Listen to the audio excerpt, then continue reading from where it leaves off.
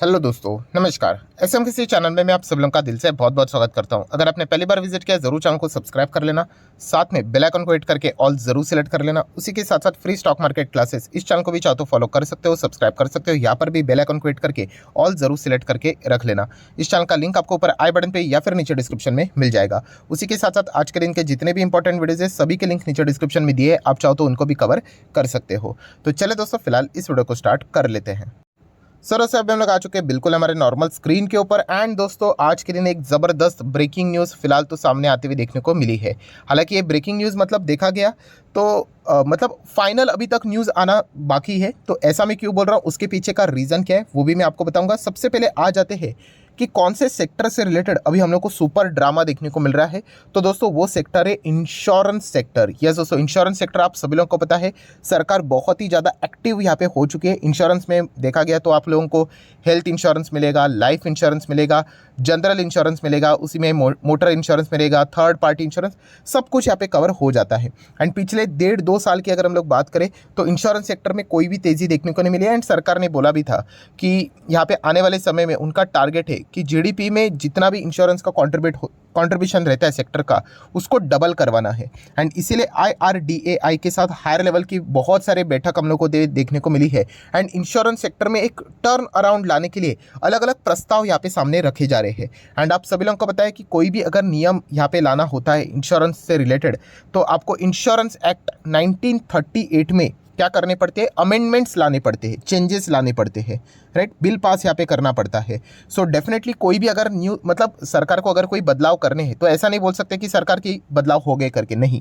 उनको पहले ड्राफ्ट लाना पड़ता है। ड्राफ्ट जितने भी इंश्योरेंस कंपनीज है उनके सामने प्रेजेंट करने पड़ते हैं कि देखो हम लोग ये प्लान लेकर चल रहे हैं कि ऐसा ऐसा हम लोग करने का विचार कर रहे हैं। तो दोस्तों ऐसे देखा गया ना तो 3 से 4 मेजर पॉइंट्स सरकार ने सामने रखे थे कि हम लोग इंश्योरेंस कंपनीज से रिलेटेड ये 3 से 4 चीज़ें करने जा रहे हैं।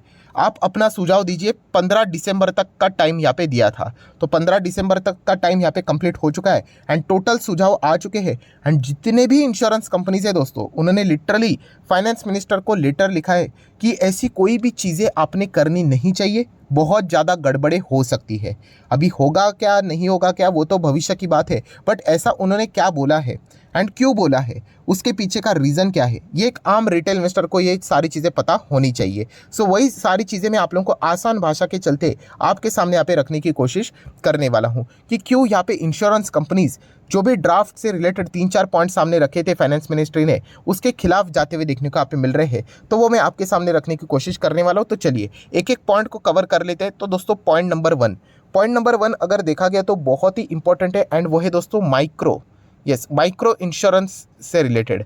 माइक्रो इंश्योरेंस मतलब नाम से ही पता चलता है। देखिए दोस्तों, आपको मैं बताना चाहूँगा कि आपको अगर इंश्योरेंस का बिजनेस स्टार्ट करना है, अगर हम लोग बात कर लेते हैं, चलो हमारा ये चैनल का नाम ले लेते हैं एसएम किसी, ठीक है, एसएम किसी इंश्योरेंस, ये मुझे बिजनेस स्टार्ट करना है। अभी इंश्योरेंस में भी अलग अलग टाइप के बिजनेस है। कौन सा है, जैसे मैंने बोला ना, हेल्थ का रहता है, उसी के साथ साथ लाइफ का रहता है, जनरल रहता है, उसी के साथ साथ री इंश्योरेंस भी होता है, इंश्योरेंस का इंश्योरेंस भी। तो आप ये बिजनेस स्टार्ट कर सकते हो। एंड ये बिजनेस स्टार्ट करने के लिए आपको क्या चाहिए, एक कैपिटल चाहिए होता है कि इतना इतना पैसा अगर आप लेकर आओगे तभी जाके आप अपना इंश्योरेंस का बिजनेस स्टार्ट कर सकते हो। एंड इससे रिलेटेड मैंने आप लोगों को पॉइंट भी बताया था। अगर आप इंश्योरेंस एक्ट में चले जाओगे 1938 तो आपको सेक्शन 6 मिलेगा करके। एंड उस सेक्शन 6 को आप पढ़ोगे तो वहाँ पर लिखा हुआ रहेगा कि अगर आपको बिजनेस कैरी करना है इससे रिलेटेड तो क्या क्या चीज़ें चाहिए। तो अलग अलग चीज़ें आप पढ़ सकते हो। जैसे कि मैं एक एग्जांपल देना चाहूँगा, पेड अप इक्विटी कैपिटल कितना चाहिए, ₹100 करोड़। यस, एटलीस्ट 100 करोड़ तो एटलीस्ट चाहिए ही चाहिए। किस चीज़ से रिलेटेड, आपको लाइफ इंश्योरेंस स्टार्ट करने के लिए या फिर जनरल इंश्योरेंस का बिजनेस स्टार्ट करने के लिए। नो डाउट और भी बहुत सारे कंडीशन होते हैं, मैं ऊपर ऊपर से बात कर रहा हूँ। एटलीस्ट 100 करोड़ चाहिए। तो यहाँ पे अभी क्या बोल रहे थे हम लोग कि माइक्रो इंश्योरेंस का कॉन्सेप्ट यहाँ पे लेके आए थे ड्राफ्ट में। एंड माइक्रो इंश्योरेंस में बताया जा रहा है कि आपको 100 करोड़ की जरूरत नहीं है, लेस देन 100 करोड़ से भी आप क्या कर सकते हो, इंश्योरेंस का धंधा स्टार्ट कर सकते हो। एंड इसके खिलाफ बहुत सारे इंश्योरेंस कंपनियां जाती हुई देखने को मिल रही है। अभी क्यों इसके खिलाफ जा रहे हैं, तो सबसे पहले रीजन है कि 100 करोड़ से भी कम अगर पूंजी के साथ अगर बिजनेस स्टार्ट ही करना है तो कोई भी यहाँ पे इंश्योरेंस का बिजनेस स्टार्ट कर सकता है।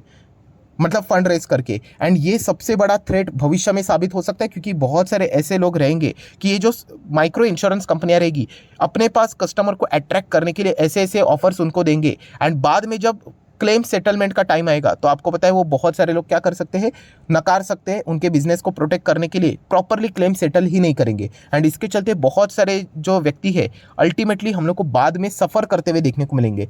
तो इसीलिए ये सबसे पहला पॉइंट नंबर 1 जो उन्होंने सामने रखा था कि माइक्रो इंश्योरेंस से रिलेटेड, उसको यहाँ पे खारिज करना चाहिए। ये इंश्योरेंस कंपनीज ने क्या किया है, फिलहाल तो ड्राफ्ट में ये सारी चीजें लिखी हुई थी, फाइनेंस मिनिस्टर को लेटर लिख के रिक्वेस्ट किया कि इस पॉइंट को प्लीज हटाया जाए नहीं तो एटलीस्ट 100 करोड़ का जो मिनिमम कैपिटल का रिक्वायरमेंट है उसके नीचे तो जाना नहीं चाहिए, वरना बहुत ज्यादा दिक्कतें हो सकती है। कोई भी यहाँ पे इंश्योरेंस का धंधा स्टार्ट कर सकता है। ये देखा गया तो एक बहुत ही वैलिड पॉइंट है। आप भी अपनी राय जरूर कमेंट सेक्शन में रखना कि पॉइंट नंबर 1 के तहत क्या इंश्योरेंस कंपनीज ने सही राय सरकार को दी है भी या नहीं। देन दोस्तों अभी हम लोग आ जाते हैं सेकंड पॉइंट के ऊपर। सेकंड पॉइंट बहुत ज्यादा इंपॉर्टेंट है, एंड दोस्तों वो है कंपोजिट इंश्योरेंस का लाइसेंस से रिलेटेड। अभी कंपोजिट इंश्योरेंस लाइसेंस से रिलेटेड आप सभी लोगों को मैंने बताया है कि अगर आप लाइफ इंश्योरेंस का बिजनेस करते हो तो फिर आप उसी के अंडर हेल्थ इंश्योरेंस का बिजनेस का लाइसेंस नहीं ले सकते। उसी के साथ साथ आप जनरल इंश्योरेंस का लाइसेंस भी नहीं कर सकते। अगर आप एक इंश्योरेंस का बिजनेस कर रहे हो आपको वही उसी के अंडर वही लाइसेंस के साथ वो काम करना पड़ेगा, राइट। तो दोस्तों यहाँ पे आप सभी लोगों को पता है कि बीच में एक खबर सामने आई थी कि कंपोजिट इंश्योरर करके कॉन्सेप्ट सामने आया था। मतलब एक कंपनी मतलब मान लीजिए कोई एक लाइफ इंश्योरेंस कंपनी है, वो क्या कर सकती है, हेल्थ इंश्योरेंस का भी बिजनेस कर सकती है, जनरल इंश्योरेंस का भी बिजनेस कर सकती है।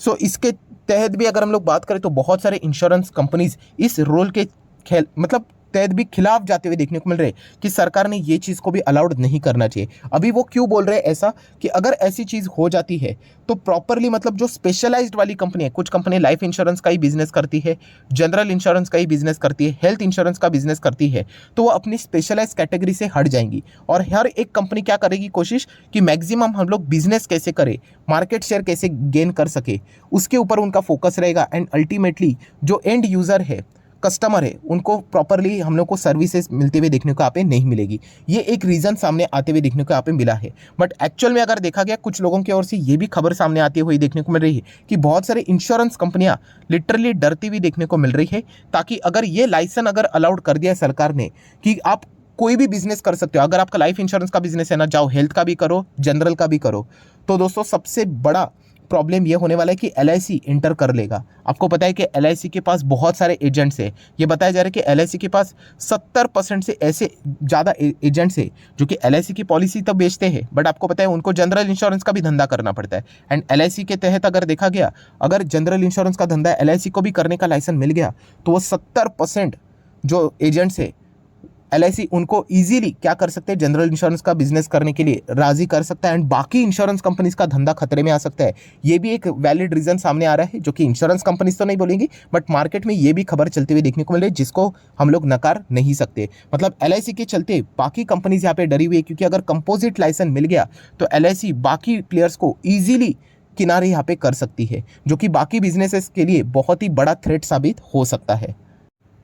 एंड दोस्तों इसीलिए जो कंपोजिट इंश्योरर का जो लाइसेंस है, इसके खिलाफ भी इंश्योरेंस कंपनियां जाते हुए देखने को मिल रही है। ये भी ड्राफ्ट में लिखा हुआ था, पॉइंट नंबर 1 माइक्रो इंश्योरेंस से रिलेटेड था, वो तो गलत मुझे भी लग रहा है। सेकंड वाला बात अगर हम लोग करें, कंपोजिट इंश्योरर मतलब सबके सब कंपनीज सबके सब बिजनेस यहाँ पे इंश्योरेंस का कर सकते हैं, उसके भी खिलाफ जाते हुए देखने को मिल रहे। अभी सरकार सुनती है नहीं सुनती है वो एक अलग पार्ट है। देन थर्ड पॉइंट की अगर हम लोग यहाँ पे बात करें तो दोस्तों जनरल इंश्योरेंस में, मोटर इंश्योरेंस की बात करें तो गैरेज से रिलेटेड काम करते हैं, हेल्थ इंश्योरेंस में जाते हैं तो अलग अलग वेलनेस की चीज़ें प्रोवाइड करते हैं, तो उसके भी खिलाफ इंश्योरेंस कंपनियां जाते हुए देखने को मिले, क्योंकि देखा गया तो इसको मतलब प्रॉपरली इंश्योरेंस का बिजनेस नहीं रहेगा, तो ये फिर बाकी जो स्कीम्स रहती है उनको बेचने का धंधा स्टार्ट हो जाएगा। ये सारी चीज़ें हम लोग को देखने को यहाँ पे मिल रही है। एंड जो लास्ट फोर्थ पॉइंट हम लोग को देखने को मिल रहा है कैप्टिव इंश्योरेंस करके, तो ये भी पॉइंट हम लोग को किस में देखने को मिल रहा था, ड्राफ्ट में देखने को मिल रहा था, उसके खिलाफ भी इंश्योरेंस कंपनियां जाती हुई देखने को मिल रही है। सो कुल मिला के अगर हम लोग बात करें, जो 3 से 4 मेजर पॉइंट्स थे जो यहाँ पे सरकार ने रेडी किए थे कि क्या हम लोगों ने इंश्योरेंस एक्ट में बदलाव करके इन चीज़ों को क्या पारित करना चाहिए, तो निर्मला सीतारमण जी के पास लेटर जा चुका है। 3 के 3 नहीं, चारों के 4 यहाँ पे जो जितने भी प्लानिंग बताए जा चुके हैं उसके खिलाफ हम लोग को इंश्योरेंस कंपनियां जाती हुई देखने को यहाँ पे मिल रही है। तो देख लेते हैं सरकार इससे रिलेटेड फाइनल क्या आउटकम निकल कर यहाँ पे लाते हैं। हाँ, कुछ पॉइंट्स ऐसे हैं जो कि जेन्युइनली नहीं होनी चाहिए, खास करके जैसे मैंने आपको बताया कि माइक्रो इंश्योरेंस तो बिल्कुल भी नहीं होना चाहिए, वरना बहुत ज़्यादा दिक्कतें हो सकती है, क्योंकि ये बहुत ज़्यादा रिस्की बिजनेस है, राइट। अगर क्लेम के वक्त अगर पैसा ही नहीं मिला तो बहुत ज़्यादा दिक्कतें हो सकती है, राइट। तो ये एक पॉइंट बिल्कुल वैलिड है, हम लोग यहाँ पे कह सकते हैं सरकार इसके बारे में सीरियसली विचार कर सकते हैं। कंपोजिट इंश्योरर के बारे में आपका क्या विचार है दोस्तों, ज़रूर मुझे कमेंट सेक्शन में बता देना।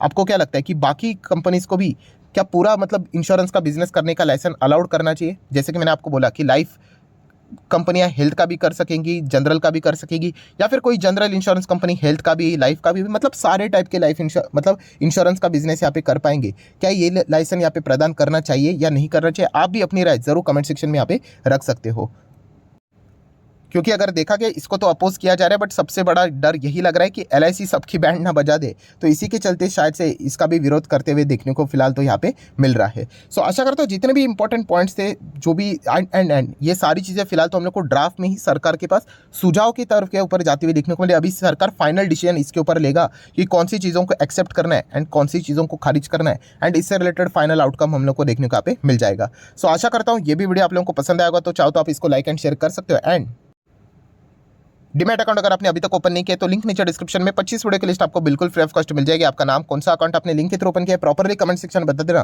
तो हफ्ते भर के अंदर अंदर सारे लेक्चर्स मेरे साइड से आप लोगों को फ्री ऑफ कॉस्ट प्रोवाइड कर दिए जाएंगे। सो डेफिनेटली अगर ये रूल पास हो जाता है तो एलआईसी के अलावा जो बाकी इंश्योरेंस वाली कंपनियां हैं उनमें हम लोग को थोड़ा सा डर जरूर देखने को यहाँ पे मिल सकता है। So that's it, thank you very much दोस्तों, we will be meeting our next video, तब तक के लिए बाय बाय।